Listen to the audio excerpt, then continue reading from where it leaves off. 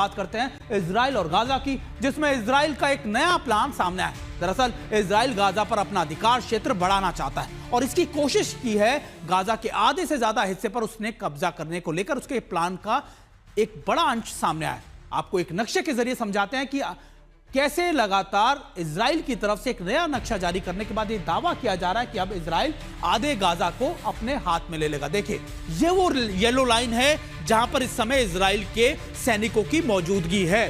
दरअसल जब युद्ध विराम हुआ था तब इजराइल के सैनिक इन इलाकों को छोड़कर येलो लाइन पर आकर बैठ गए थे, लेकिन अब युद्ध विराम टूटता हुआ नजर आ रहा है क्योंकि दोनों तरफ से ये आरोप लगाए जा रहे हैं कि वो युद्ध विराम का वॉयलेशन कर रहे हैं। अगर अब ऐसा होता है तो फिर क्या होगा? फिर ये है इजराइल की ओरिजिनल सीमा जो लगातार गाजा और इजराइल को बांटती है।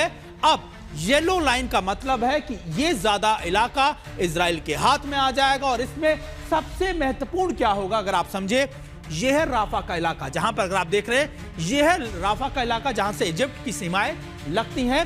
यह इलाका इजराइल के हाथ में आ जाएगा। यानी आप मानिए कि अगर यह इजराइल के हाथ में आ गया तो फिर गाजा के पास सिर्फ और सिर्फ बॉर्डर जो लगेगा वो सीधे इजराइल के साथ लगेगा या फिर उसके सामने गाजा के सामने समंदर होगा।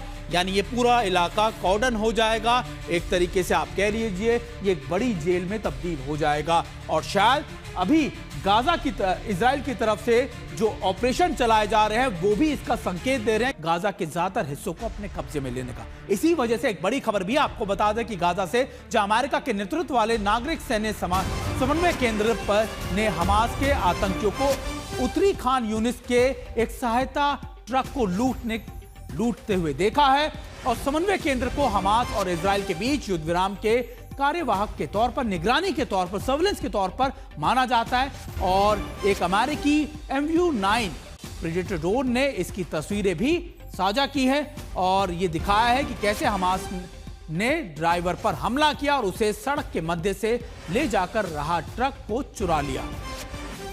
ये तस्वीरें भी हम आपको दिखा रहे हैं जो अमेरिका की तरफ से साझा की गई और बताया गया कि कैसे हमास लगातार अभी भी उन सहायता ट्रकों को लूट रहा है जिसके खिलाफ ये कार्रवाई की जा रही है।